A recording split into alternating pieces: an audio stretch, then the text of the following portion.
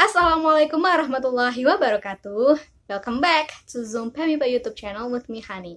Pada kesempatan ini, aku mau sedikit cerita tentang pengalaman aku waktu aku mempersiapkan diri untuk tes TOEFL di Unila.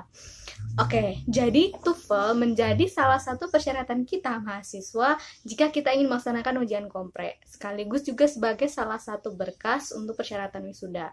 Tapi apakah hanya itu? Enggak. Selain untuk berkas kelulusan, TOEFL juga bisa digunakan untuk apply beasiswa, bahkan untuk melamar kerja, karena ada instansi-instansi tertentu yang membutuhkan nilai TOEFL sebagai salah satu persyaratannya. Nah, tentunya agar mendapatkan nilai skor yang sesuai dengan syarat minimum, yang melampaui atau enggak yang pas balah dengan persyaratan minimumnya, kita perlu mempersiapkan diri agar sebisa mungkin kita nggak ngulang tes. Oke, berikut ini beberapa hal yang mungkin bisa teman-teman semua terapkan dalam persiapan tes TOEFL versi aku ya. Nah, yang pertama itu bangun mindset. Tanamkan di pikiran dan hati kalau TOEFL itu penting. Karena kalau enggak, apapun yang kita coba pelajari nantinya enggak akan bisa terekam di kepala gitu. Sama seperti kalau kita belajar matematika. Sekarang kita belajar trigonometri ya. Sin konstan tuh untuk apa nih di kehidupan nyata? Kalau kita berpikiran seperti itu, apapun yang berusaha dijelaskan oleh guru, oleh pendidik itu nggak akan pernah terserap di otak kita gitu. Jadi penanaman mindset ini menurut aku begitu penting. Yang kedua adalah pahami urutan sesi yang ada di TOEFL. Jadi biasanya nih ya, dan pengalaman aku kemarin juga ada 3 sesi. Sesi pertama itu listening, terus selanjutnya ada structure and written expression, lalu yang terakhir adalah reading. Nah, di listening itu ada 50 soal dengan alokasi waktu 40 menit. Lalu di structure and written expression itu ada 40 soal dengan alokasi waktu 25 menit, dan yang terakhir adalah reading dengan 50 soal alokasi waktunya biasanya 55 menit ya. Nah, di listening itu juga ada 3 part A, part B, and part C. Di part A ini adalah short dialogue gitu. Jadi percakapan pendek antara dua orang, a man and a woman, atau laki-laki dan perempuan, yang biasanya pertanyaannya seputar what does the man mean? What does the woman mean? Apa yang dimaksud oleh laki-laki, apa yang dimaksud oleh perempuan, atau juga what does the man suggest? What does the woman suggest gitu, apa yang disarankan oleh si laki-laki atau si perempuan itu.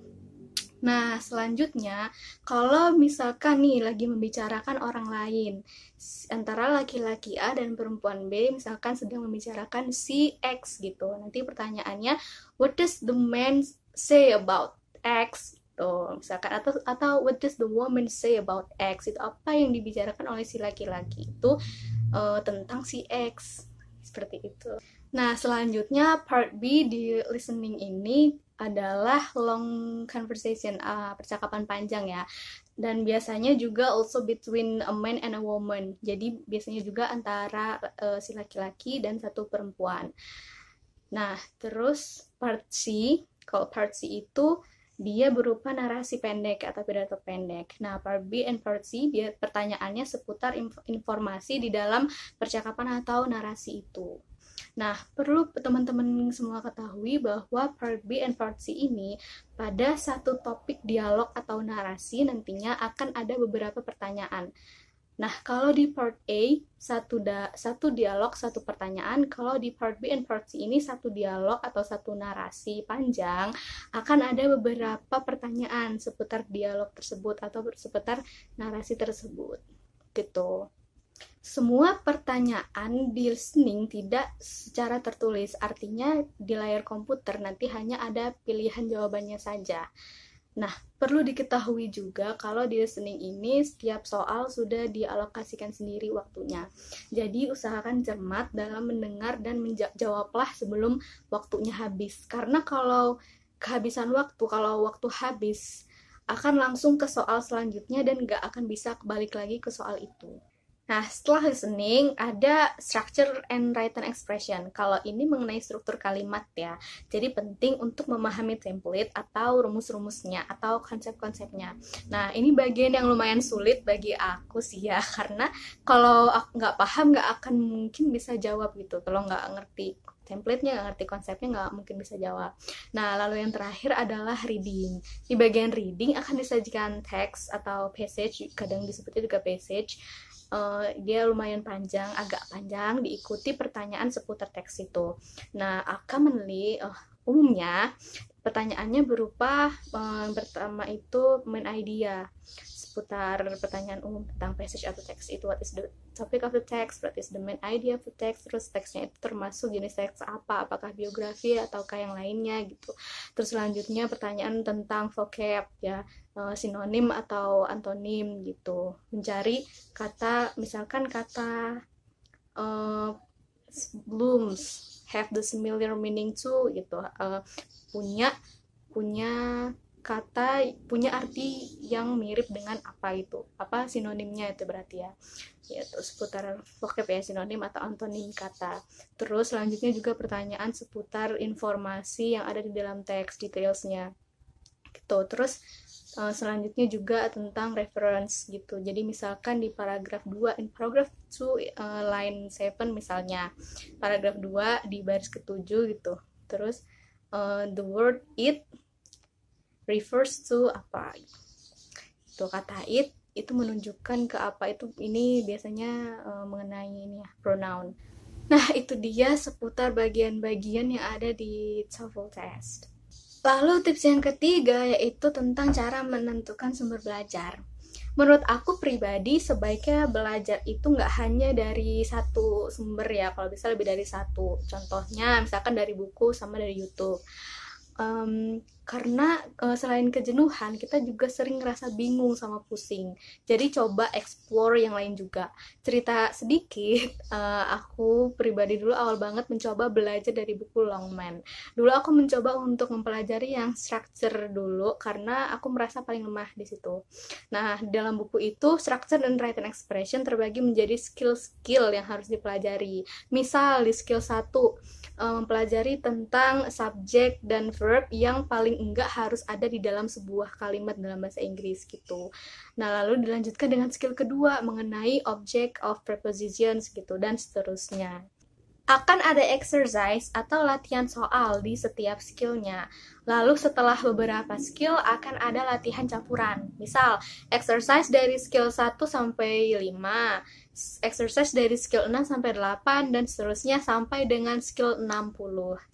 Dulu belum sampai skill 10, aku merasa kurang mampu nih kayaknya kalau harus mempelajari semuanya dalam waktu yang sempit. Lalu aku coba belajar lewat YouTube channel rekomendasi temen yang sebelumnya udah lulus TOEFL juga one shot. Nah, ternyata kurang puas. Karena menurut aku informasi yang dijelaskan di setiap videonya itu kurang lengkap. Akhirnya aku kembali belajar menggunakan Longman, yang mana pada saat itu karena waktunya udah sangat mepet, aku siasati dengan membaca, lalu mencoba memahaminya dengan cara menulis informasi penting yang ada di dalam kotak di setiap skillnya di buku itu. Nah, saranku adalah teman-teman perlu memahami konsep-konsep penting ini terlebih dahulu. Jikalau teman-teman punya waktu yang panjang, silahkan coba mengerjakan soal-soal latihan di setiap skillnya. Tapi jika tidak, teman-teman bisa coba mengerjakan soal-soal pretest dan post-test yang ada di buku itu. Atau bisa juga menonton YouTube tentang soal dan pembahasan structure and written expression. Karena untuk melatih teman-teman supaya tidak bingung ketika dihadapkan dengan soal ini tentang apa, bagaimana cara menyelesaikannya, dan sebagainya. Oh iya, menurut aku, walaupun teman-teman udah hatam di exercise setiap skillnya, menurut aku perlu juga untuk tetap mengerjakan soal-soal pretest dan post-test yang ada di buku atau dari sumber lain ya, seperti YouTube ya atau yang lainnya lah, supaya lebih ada guide-nya. Jadi teman-teman itu bisa identify, oh soal ini tuh ternyata tentang conditional sentence, lalu penyelesaiannya seperti ini, itu dan seterusnya. Yang keempat, beberapa tips untuk mengerjakan tes. Akan lebih mudah mengerjakan soal apabila sudah terbiasa dengan bahasa Inggris. Bagi teman-teman yang punya interest sama bahasa Inggris, mungkin akan lebih mudah, terutama listening and reading. Tapi tetap, there is no other things to say rather than please practice, because practice makes perfect.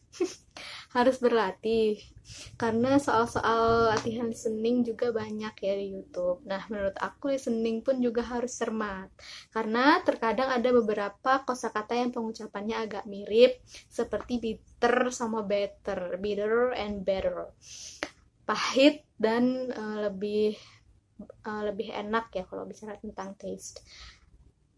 Contohnya percakapan antara a man and a woman. Aku pernah menemukan soal short dialogue antara a man and a woman. A woman ini bilang, "Are you enjoying your coffee?" A man menjawab, "It tastes extremely bitter this morning." Lalu pertanyaannya, what does the man mean? Apa yang dimaksud oleh si laki-laki ini? Nah, pilihannya yang A, the coffee is much better this morning. Yang B, the coffee tastes extremely good.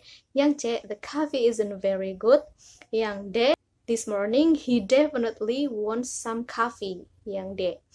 Nah, this is a little bit tricky menurut aku, karena biasanya cenderung pilih jawaban yang mirip sama yang kita dengar. Padahal jawabannya bukan itu. Justru dalam listening, to full listening ini, jangan pilih jawaban yang mirip sama yang kita dengar. Bitter kan pahit, artinya kopinya nggak terlalu enak. Maka jawaban yang benar adalah yang C ya. The coffee isn't very good. Maka dari itu perlu cermat juga dalam listening ini. Lalu pada structure and written expression, kurasa aku nggak punya trik khusus ya, karena sudah ada rumusnya atau konsepnya sendiri. Nah, selanjutnya yang terakhir adalah reading. Tips dari aku adalah kerjakan terlebih dahulu soal-soal vocabulary-nya yang berupa sinonim atau antonim, karena tidak perlu mencari jawaban di dalam teks, hanya memilih dari pilihan jawaban yang disajikan aja. Nah, lalu baca terlebih dahulu pertanyaannya, kemudian barulah baca teks untuk mencari jawaban. Hindari membaca teks terlebih dahulu karena akan sangat memakan banyak waktu. Tips yang terakhir adalah berdoa. Oh ya, selain itu tetapkan juga target. Misalkan hari ini aku mau belajar listening, besok reading, dan sebagainya. Dan selalu ingat, practice makes perfect. Oke, mungkin itu aja yang bisa aku share. Aku harap ini bisa bermanfaat untuk teman-teman semuanya. Thanks for watching. Terima kasih banyak karena udah menonton. And please don't forget to like, comment, and subscribe. Aku Hani pamit undur diri. Sekali lagi terima kasih. Wassalamualaikum warahmatullahi wabarakatuh. Bye-bye.